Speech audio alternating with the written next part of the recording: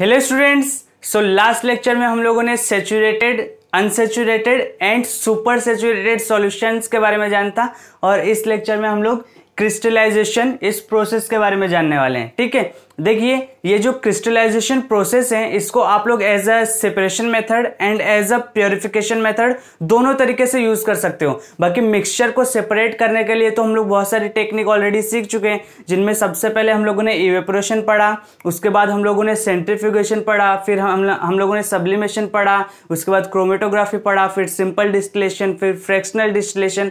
ऐसे टोटल हम लोग 6 प्रोसेस पढ़ चुके हैं और उनमें अपना ये 7th प्रोसेस जो कि क्रिस्टलाइजेशन उसको आज पढ़ने वाले हैं। ठीक है, सो लेट्स स्टार्ट। अब देखिए ये जो क्रिस्टलाइजेशन प्रोसेस है इसको आप थोड़ा और अच्छी तरीके से समझ पाएंगे कब, जब आप वो saturated, unsaturated and super saturated वाला लेक्चर देख कर आएंगे। ठीक है, और फिर भी अगर आपने वो नहीं भी देखा है तो उसका जो लिंक है वो आपको डिस्क्रिप्शन में मिल जाएगा, आप उसको भी देख सकते हैं। ठीक है, और अगर आपको इवेपोरेशन टेक्निक पता है तो इसको समझने में बड़ी आसानी हो जाएगी, क्योंकि इसमें आधा प्रोसेस तो वही होता है जो इवेपोरेशन में होता है। ठीक है, so let's start with crystallization. देखिए क्रिस्टलाइजेशन प्रोसेस को समझने के लिए हम लोग ज्यादातर एक ही सॉल्ट लेते हैं, उस सॉल्ट का नाम है, तो उस सॉल्ट का नाम होता है कॉपर सल्फेट। क्या नाम होता है? Copper sulphate. अच्छा, आप लोग को पहले क्रिस्टल्स मतलब पता है क्या? क्रिस्टल्स क्या होते हैं? देखिए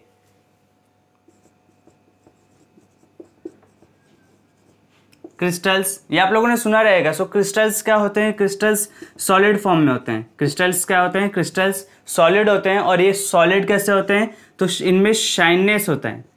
ठीक है, ग्लिटर्स, चमकते रहते हैं। ठीक है, सो इनमें शाइननेस होता है और ये शाइन करते रहते हैं। अब देखिए जैसे आप लोग जो हमारा शुगर है उसके क्रिस्टल ले सकते हो, जो हमारा सॉल्ट है उसके क्रिस्टल ले सकते हो। फिर ऐसे बहुत सारे क्रिस्टल्स होते हैं जो कि सॉलिड रहते हैं, जिनका एक फिक्स शेप होता है। ठीक है, और इस लेक्चर में हम लोग कौन से क्रिस्टल्स के बारे में पढ़ने वाले हैं? सो इस लेक्चर में हम लोग CuSO4, ये क्या होता है? ये इसका पूरा नाम है कॉपर सल्फेट। क्या नाम है? Copper sulphate. ठीक है, कॉपर सल्फेट कैसा होता है? तो ये लाइट ब्लू कलर का होता है, लाइट ब्लू कलर का होता है। ठीक है, ऐसा आप लोग को दिखता है। इसके जो क्रिस्टल्स होते हैं वो लाइट ब्लू कलर के दिखेंगे। और आज हम लोग क्या करने वाले हैं? सो आज हम लोग इसी CuSO4 को हम लोग एज अ सेपरेट करेंगे और उसको एक एज ए बहुत अच्छे से प्योरीफाई करेंगे। कहाँ से प्योरीफाई करेंगे? वाटर में से प्योरीफाई करेंगे। सो चलिए उस प्रोसेस में क्या होता है जल्दी जल्दी देख लेते हैं। देखिए स्टूडेंट्स, सो यहाँ पर हम लोगों ने क्या किया? सबसे पहले हम लोगों ने कॉपर सल्फेट लिया, कॉपर सल्फेट को वाटर में डाल दिया। कॉपर सल्फेट को वाटर में डालने के बाद हम लोग को क्या मिल गया? कॉपर सल्फेट सॉल्यूशन मिल गया। क्या मिल गया? कॉपर सल्फेट सॉल्यूशन मिल गया। अब एक बात और है, ये जो CuSO4 हम लोगों ने कॉपर में डाला है तो आप लोग को सिर्फ इतना बताना है कि सॉल्यूट कौन सा है और सॉल्वेंट कौन सा है। इतने लेक्चर से पढ़ते आ रहे हो, चलो आज बताई दो which is solute and which is solvent. So you will say that CuSO4 is solute because it is dissolved. ठीक है, and water is solvent because CuSO4 is dissolved in water, that's why water is solvent and CuSO4 is solute। क्योंकि हम लोगों ने CuSO4 को water में dissolve किया है ना, वाटर को थोड़ी CuSO4 में डिसॉल्व किया है। CuSO4 को इसमें वाटर में डिसॉल्व किया है, वाटर को CuSO4 में डिसॉल्व नहीं किया। सो हम लोग जिसको डिसॉल्व करते हैं वो होता है सॉल्यूट और जिसमें डिसॉल्व करते हैं वो होता है सॉल्वेंट। ठीक है, सॉल्वेंट। और अब देखो सॉल्यूट और सॉल्वेंट को मिला करके क्या बनता है? सॉल्यूट और सॉल्वेंट को मिला करके बनता है सॉल्यूशन। सो यहाँ पर हम लोगों ने क्योंकि सॉल्यूट CuSO4 लिया है, सो हम लोग को जो सॉल्यूशन मिलेगा वो भी कॉपर सल्फेट सॉल्यूशन मिलेगा। अब देखो यहाँ पर एक छोटा सा मिस्टेक हो गया है, आप लोग भी ये मिस्टेक मत करना। जब आप लोगों ने कॉपर सल्फेट ऑलरेडी यहाँ पर लिख दिया है तो सल्फेट यहाँ पर अलग से लिखने की जरूरत नहीं है। ठीक है, अच्छा अभी हम लोग को कॉपर सल्फेट सॉल्यूशन तो मिल गया, लेकिन मुझे ये चाहिए कि मैं यहां से ये जो कॉपर सल्फेट सॉल्यूशन मिला है, अब इतना तो जायज है कि इसमें कुछ कुछ इम्प्योरिटीज होंगी। अरे इम्प्योरिटी तो हर एक में होती है ना, हर एक में इम्प्योरिटी होती है। सो इसमें भी कुछ ना कुछ इम्प्योरिटी तो जरूर होंगी। Now I want to separate this impurities from this mixture, ठीक है, मैं इस मिक्सचर में से वो जो इम्प्योरिटीज है उनको सेपरेट करना चाहता हूं, तो मैं क्या कर सकता हूं? तो देखो सबसे पहले तो जो हमारी इम्प्योरिटी होती है वो इम्प्योरिटी को समझ लेते हैं। जो हमारी इम्प्योरिटी होती है वो इम्प्योरिटी भी दो टाइप की होती है। कौन कौन सी दो टाइप की होती है? एक वो इम्प्योरिटी होती है जो कि वाटर में सॉल्युबल होती है, और एक वो इम्प्योरिटी होती है जो कि वाटर में इनसॉल्युबल होती है। ठीक है, वाटर में एक इम्प्योरिटी वाटर में सॉल्युबल होती है और एक इम्प्योरिटी वाटर में इनसॉल्युबल होती है। वाटर में सॉल्युबल का मतलब कुछ ऐसी इम्प्योरिटीज होती हैं जो कि वाटर में सॉल्युबल होती है, उनको हम लोग ऐसे देख नहीं सकते, ठीक है, वो हम लोग को पता नहीं चलेगा। और कुछ ऐसी होती है जो कि वाटर में सॉल्युबल नहीं होती, यानी कि वाटर में घुल मिल नहीं सकती है वो इम्प्योरिटी। जैसे अगर हम लोगों ने मान लो वाटर लिया और वाटर के अंदर मैंने लकड़ी डाल दी, तो लकड़ी डाल दी, वो भी एक प्रकार का इम्प्योरिटी हो गया ना, वो भी एक प्रकार का कैसा हो गया? इम्प्योरिटी हो गया। अब वो वाटर में सॉल्युबल है कि वाटर में इनसॉल्युबल है? तो हम लोग को पता है वो वाटर में इनसॉल्युबल है, सो उसको हम लोग क्या बोलेंगे? वाटर इनसॉल्युबल इम्प्योरिटी बोलेंगे। और बहुत सारी ऐसी भी इम्प्योरिटीज होती हैं जो कि वाटर में सॉल्युबल होती हैं, तो उनको बोलेंगे वाटर सॉल्युबल इम्प्योरिटी। सेम ऐसे ये जो हम लोगों ने यहाँ पर सॉल्यूशन बनाया है, इस सॉल्यूशन में यहां पर आप लोग को क्या क्या मिलेगा? इस सॉल्यूशन में आप लोग को वाटर सॉल्युबल इंप्योरिटीज भी हो सकती है और वाटर इनसॉल्युबल इंप्योरिटीज भी हो सकती हैं। दोनों टाइप के इंप्योरिटीज हो सकती हैं। तो मुझे ये दोनों टाइप के इंप्योरिटीज अलग अलग करनी पड़ेगी। अब आप लोग ध्यान देना, ये जो वाटर इनसॉल्युबल इंप्योरिटीज होती हैं इनको सेपरेट करना बड़ा आसान है। कौन सी technique? By filtration. By filtration. Filtration में क्या करेंगे बताओ? फिल्ट्रेशन में क्या करेंगे? फिल्ट्रेशन में कुछ नहीं करते हैं। फिल्ट्रेशन में क्या करेंगे? हम लोग एक दूसरा बीकर लेंगे इससे अलग, जो कि हम लोगों ने दूसरा बीकर ऐसे ले लिया, ठीक है। फिर उसके ऊपर हम लोग फनल रखेंगे। अब फनल, रुको मैं, let me draw the funnel, ठीक है।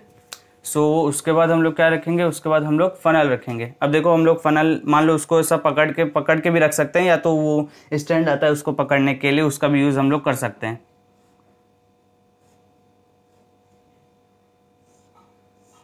ठीक है। So this can be used as a funnel. So यहाँ पर हम लोगों ने फनल ले लिया। अब मैं क्या करूंगा, ये जो मेरे को कॉपर सल्फेट सॉल्यूशन मिला है, इसके बीकर को ऐसे उठाऊंगा और ये वाला जो मेरे को दिख रहा है, ये वाला जो दूसरा वाला बीकर दिख रहा है, उसमें उठा करके ऐसे डाल दूंगा। अब उसमें उठा करके डालने के बाद क्या होगा उसको भी समझो। यहाँ पर हम लोग का कुछ कुछ नीचे आ जाएगा और हम लोगों ने देखा कि कुछ कुछ रेसिड्यू यहाँ पर बच गया है। कुछ रेसिड्यू यहाँ पर बच गया है। ये जो रेसिड्यू यहाँ पर बच गया है ना, ये क्यों बच गया है? क्योंकि वाटर में सॉल्युबल नहीं था, वाटर इनसॉल्युबल रेसिड्यू था। अगर ये वाटर में सॉल्युबल होता तो ये तो इधर ही निकल जाता ना, ये इधर इस दूसरे बीकर में आ जाता, लेकिन ये वाटर इनसॉल्युबल था, इसीलिए तो ये इस फनल के अंदर ही रह गया। वाटर में सॉल्युबल होता तो अंदर आ जाता, वाटर इनसॉल्युबल है इसीलिए इस फनल में रुका हुआ है, ठीक है, समझ में आया? ठीक है। सो इससे हम लोगों ने क्या किया? इससे हम लोगों ने इस CuSO4 सॉल्यूशन के अंदर जो वाटर इनसॉल्युबल इंप्योरिटीज थी उनको हम लोगों ने अलग अलग कर दिया। आई होप आप लोग को ये दिख रहा होगा कैसे मैंने अलग अलग किए। अच्छा, अब ये फनल का यूज हम लोग ऐसे नहीं करते, जैसे कि फनल लिया उसको ऐसा पोर कर दिया, ये जो अपना सॉल्यूशन था, ऐसा नहीं। उसमें हम लोग एक फिल्टर पेपर का यूज करते हैं। वो फिल्टर पेपर कैसा होता है? वो फिल्टर पेपर, सबसे पहले तो आपको ऐसा सर्कुलर पेपर मिलेगा, इसको आप हाफ ऐसा कट करो तो कुछ चंदा मामा जैसा ऐसा दिखेगा, मून जैसा। फिर उसको ऐसा फोल्ड करो। फिर फोल्ड करने के बाद जिसमें हम लोग भेल नहीं खाते हैं, जिसमें भेल खाते हो, वो भेल जिसमें खाते हो, सॉफ्टी देखा है ना कैसा होता है? सॉफ्टी ऐसा, जैसे बर्थडे में जो टोपी लगाई जाती है, उस शेप का वो बन जाएगा। सो उस शेप का बनने के बाद हम लोग इस फनल में उसको फिट कर देंगे और फिट करने के बाद ये जो सॉल्यूशन बना है उसके बाद इसको पोर करेंगे। अब ये कट करने के बाद पता है, इसको जब ऐसा फोल्ड कर दोगे तो ये आपको ऐसा दिखेगा, ऐसा, ठीक है। इसको आप एज अ सॉफ्टी यूज कर सकते हो, एज अ जो बर्थडे की जो टोपियां होती हैं उनको ऐसा उल्टा कर दो, वैसे भी आप लोग इसको यूज कर सकते हो। सो ये जो मेरे को मिला है, ये फिल्टर पेपर को मैंने यहाँ पर यूज किया इस फनल में, ठीक है। सो आई होप आपको ये पता चला होगा कि हम लोगों ने वाटर इनसॉल्युबल इंप्योरिटीज को तो अलग अलग कर लिया है। अरे देखो ना, और क्या किया इधर, वही तो किया, वाटर इनसॉल्युबल इंप्योरिटीज को मैंने अलग अलग कर लिया। अब बची कौन सी है? बची है वाटर सॉल्युबल इंप्योरिटी। कौन सी बची है? बची है वाटर सॉल्युबल इंप्योरिटीज। इसको कैसे अलग करें? क्रिस्टलाइजेशन से अलग करेंगे भैया। क्रिस्टलाइजेशन से कैसे अलग करेंगे?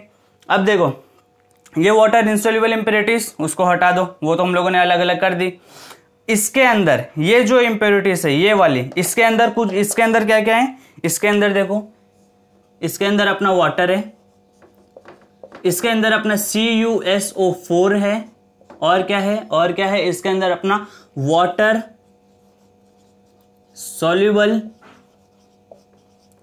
इम्प्योरिटी है।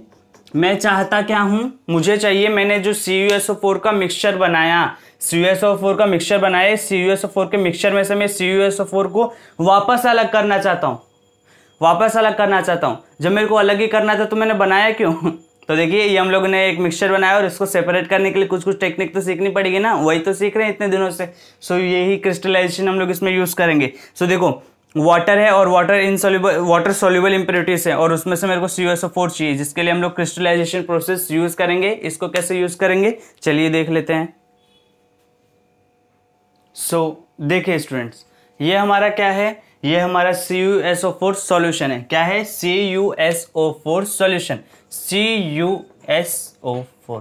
CuSO4 यानी कॉपर सल्फेट, उसको क्या बोल दिया? Copper sulphate solution. ठीक है, अब देखो, कॉपर सल्फेट सॉल्यूशन में से हम लोग जो वाटर इनसॉल्युबल इंप्योरिटीज थी उनको बाय सिंपल वो जो अपनी फिल्ट्रेशन टेक्निक थी उससे हम लोग अलग अलग कर चुके हैं। अब हम लोग को क्या चाहिए कि हम लोग जो वाटर सॉल्युबल इंप्योरिटीज बची है उनको भी हम लोग अलग अलग कर दे। तो क्या करेंगे?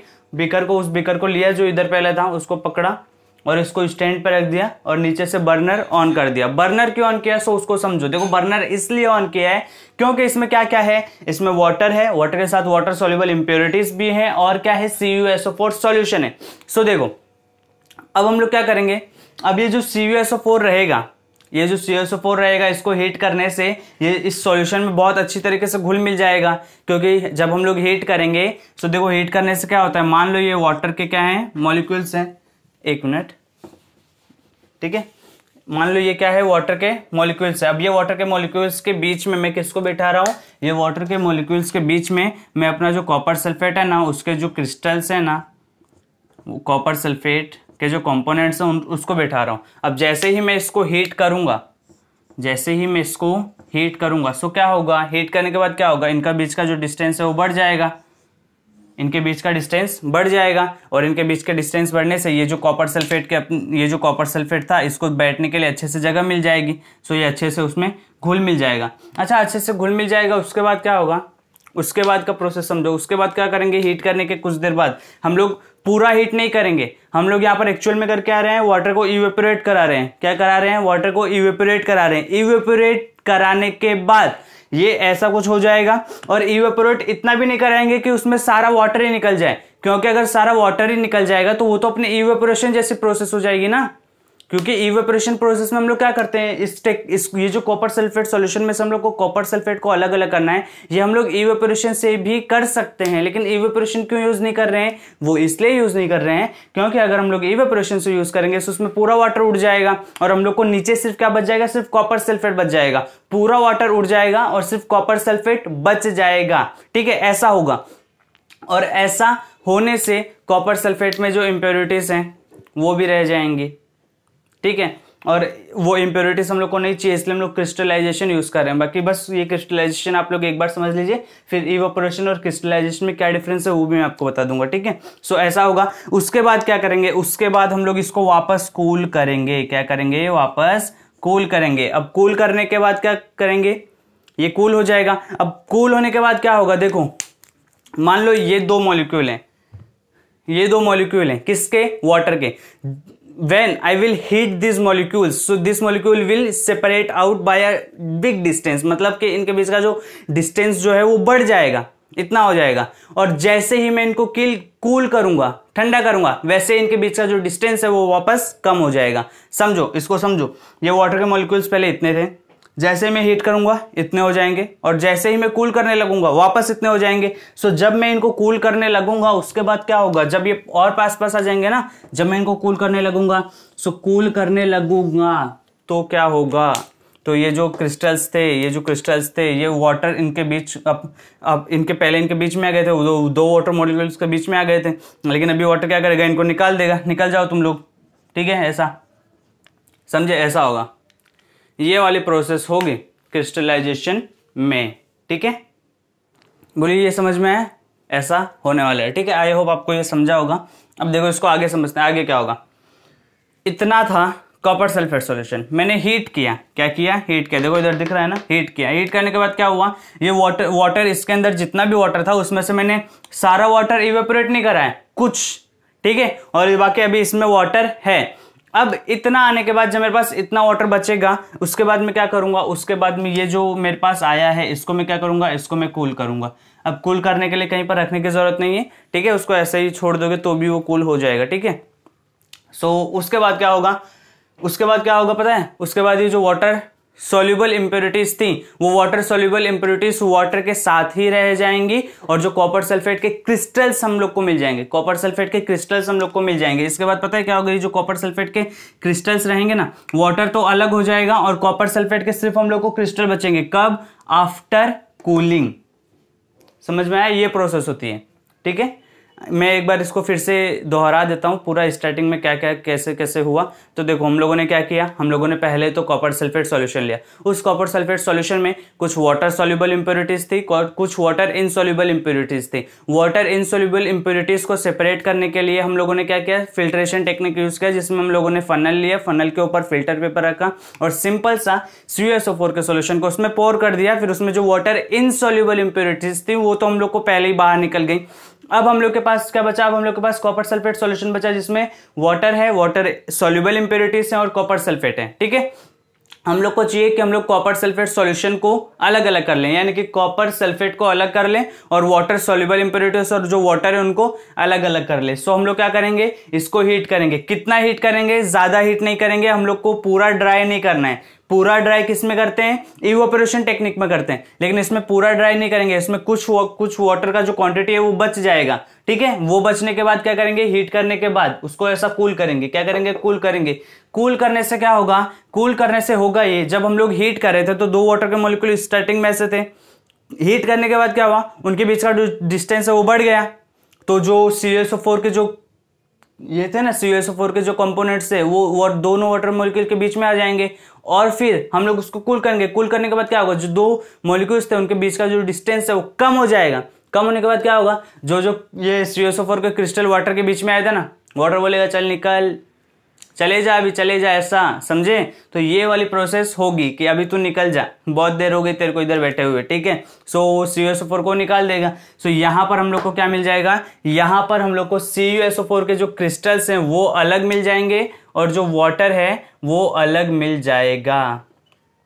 समझ में आया, जो CuSO4 के जो क्रिस्टल्स हैं वो अलग मिल जाएंगे और जो वाटर होगा वो अलग मिल जाएगा। ठीक है, अच्छा अभी आप लोग को मैं ये भी बता देता हूं कि हम लोगों ने इवेपोरेशन टेक्निक में क्या किया था। इवेपोरेशन टेक्निक में अगर यही सेपरेशन CuSO4 सॉल्यूशन में CuSO4 का सेपरेशन अगर हम लोग इवेपोरेशन टेक्निक से करते तो उसमें क्या करते पता है, उसमें हम लोग इसमें हम लोग के पास क्या रहता, इसमें हम लोग के पास रहता कॉपर सल्फेट सॉल्यूशन और इसको हम लोग तब तक हीट करते कब तक हीट करते, हम लोग इसको तब तक हीट करते जब तक हम लोगों को ये जो कॉपर सल्फेट का सॉल्यूशन में पूरा वाटर इवेपोरेट नहीं हो जाए और हम लोग को सिंपल सा ये जो क्रिस्टल्स हैं कॉपर सल्फेट के वो न मिल जाए, तब तक हम लोग उसको हीट करते हैं। लेकिन इसमें ऐसा नहीं किया, इसमें कहाँ तक हीट किया, इसमें यहाँ तक हीट किया कि थोड़ा सा पानी बचा रहे, फिर उसके बाद हम लोग उसको कूल कर देंगे तो हम लोग को ये वाटर सॉल्युबल इंप्योरिटीज अलग हो जाएंगी और कॉपर सल्फेट अलग हो जाएगा। बोलिए समझ में आया, समझ में आया। अच्छा, तो हम लोग इसको इवेपोरेशन से कर सकते हैं, हाँ कर सकते हो, लेकिन इसमें क्या होगा पता है, इसमें जो इंप्योरिटीज रहेंगी ना वो ज्यादा रहेंगी। इसमें इंप्योरिटीज नहीं है, ये एकदम प्योर कॉपर सल्फेट के क्रिस्टल मिले, प्योर कॉपर सल्फेट के क्रिस्टल मिले और इसमें उतना प्योर नहीं रहेगा। समझ में आया, बस यही डिफरेंस होता है। अच्छा एक बात और बता देना चाहता हूं कि ऐसा हुआ क्यों। देखो इसमें क्या होता, वाटर उड़ जाता, पूरा उड़ जाता। ये हम लोग को यहां पर सिर्फ ड्राई कॉपर सल्फेट के सॉल्यूशन मिलते हैं, यहां पर पूरा ड्राई नहीं मिलेंगे, यहां पर पूरा ड्राई कॉपर सल्फेट के सॉल्यूशन मिलते और यहां पर वाटर तो उड़ जाता, लेकिन वाटर सॉल्युबल जो इंप्योरिटीज थी वो जाके कॉपर सल्फेट के पास चिपक जाती, वो जाके कॉपर सल्फेट के पास चिपक जाते हैं। लेकिन यहाँ पर क्या हुआ, यहाँ पर जब हम लोगों ने उसको कूल किया तो वाटर सोल्यूबल, वाटर थोड़ा सा तो बचा ही था ना, बहुत कुछ उड़ गया था लेकिन वाटर थोड़ा सा तो बचा था। तो जो वाटर सोल्यूबल इम्प्योरिटीज थी वो जो थोड़ा सा वाटर बचा था ना उसी के पास थी, और कॉपर सल्फेट अपना अलग अलग हो गया था। और अगर वही हम लोग पूरा हीट कर देते तो जो वाटर सोल्यूबल इम्प्योरिटीज थी वो कॉपर सल्फेट के पास चली जाती। लेकिन यहाँ पर हम लोगों ने थोड़ा ही हीट किया तो बहुत सारा वाटर तो उड़ गया, लेकिन जो थोड़ा सा वाटर बचा है अब सिर्फ उसी के पास जो वाटर सोल्यूबल इम्प्योरिटीज थी वो है, बाकी कॉपर सल्फेट के जो क्रिस्टल्स थे वो अलग अलग हो चुके हैं। बोलिए समझ में आया? चलिए इसका प्रिंसिपल भी देख लेते हैं, इसका प्रिंसिपल क्या है। देखिए स्टूडेंट्स, ये है वो अपना प्रिंसिपल और ये है क्रिस्टलाइजेशन प्रोसेस। आई होप आप लोग को समझ में आया होगा। सबसे पहले इसका प्रिंसिपल पढ़ लेते हैं क्योंकि किसी भी टेक्निक का प्रिंसिपल पढ़ना जरूरी है। प्रिंसिपल क्या है? When A crystal is form, जब कोई क्रिस्टल फॉर्म होता है, जैसे हम लोगों ने देखा कॉपर सल्फेट के क्रिस्टल हम लोग को मिल गए, crystal is formed, it tends to exclude the impurities which remain in the solution. यानी कि ये क्या करना चाहता है, जो अपना क्रिस्टल्स बनते हैं वो क्रिस्टल्स क्या चाहते हैं कि वो एक्सक्लूड करना चाहते हैं। किसको एक्सक्लूड करना चाहते हैं? इम्प्योरिटीज को जो सॉल्यूशन में बनी रहती है। ये है इसका प्रिंसिपल, किसका? क्रिस्टलाइजेशन का। ठीक है, और इसके बाद ये क्रिस्टलाइजेशन प्रोसेस के बारे में लिखा है, crystallization is the process of cooling hot concentrated solution. Hot concentrated solution ऐसा क्यों बोला? देखो हम लोगों ने वो सब्सटेंस लिया था ना, कॉपर सल्फेट सॉल्यूशन यहाँ पर जो लिया था, उसको हम लोग हीट करने से पहले तक, जब हम लोग हीट करने से पहले तक वो हीट कर चुके थे ना, हीट करने के बाद जो वाटर था वो वाटर तो उड़ गया था, वाटर उड़ गया था। अब उसमें बचा क्या था? उसमें बचा था अपना थोड़ा सा वाटर और ज्यादा मात्रा में कॉपर सल्फेट। थोड़ा सा वाटर और ज्यादा मात्रा में कॉपर सल्फेट। तो ज्यादा क्वांटिटी में कौन था? कॉपर सल्फेट था, और लेस क्वांटिटी में कौन था? वाटर था। तो जब भी वाटर लेस क्वांटिटी में होता है उसको बोलते हैं कॉन्सेंट्रेटेड, और जब वाटर ज्यादा क्वांटिटी में होता है उसको बोलते हैं डाइल्यूट। क्या बोलते हैं? डाइल्यूट। जैसे मान लो हम लोगों ने एक गिलास पानी लिया और उस एक गिलास पानी में हम लोगों ने सिर्फ 1 चम्मच नमक डाला। कितना चम्मच? 1 चम्मच, ओनली 1 चम्मच। तो वो कैसा होगा? वो डाइल्यूट होगा। ठीक है, और मान लेते हैं हमने उसमें 6 से 7 चम्मच नमक के डाल दिए तो वो कॉन्सेंट्रेटेड हो जाएगा। तो सेम ऐसे कॉन्सेंट्रेटेड कब हो गया? जब जो अपना सॉल्यूट था वो ज्यादा हो गया। और नहीं सॉरी, हाँ, कॉन्सेंट्रेटेड कब हो गया? जब वो अपना जो सॉल्यूट था वो ज्यादा हो गया। और डाइल्यूट कब हो गया? जब वाटर ज्यादा था। तो सेम ऐसे यहाँ पर ये कॉन्सेंट्रेटेड कब हो गया? जब अपना सॉल्यूट था, जो CuSO4 था वो ज्यादा था। तो इसीलिए हम लोगों ने बोला कि crystallization is the process of cooling. ये कूलिंग का एक प्रोसेस है, और कूल किसको करना है? वो जो कॉन्सेंट्रेटेड सॉल्यूशन रहेगा ना उसको कूल करना है। Of cooling hot concentrated solution of a substance to obtain its crystal, उसके क्रिस्टल को ऑब्टेन करने के लिए। बोलिए समझ में है? क्रिस्टलाइजेशन प्रोसेस कुछ नहीं कर रहे हैं, सिंपल सा बताऊं। CuSO4 सॉल्यूशन लिया, CuSO4 सॉल्यूशन लेने के बाद उसको क्या किया? उसको हीट किया। हीट करने के बाद क्या होगा? वाटर उड़ जाएगा, वाटर का इवेपोरेशन हो जाएगा।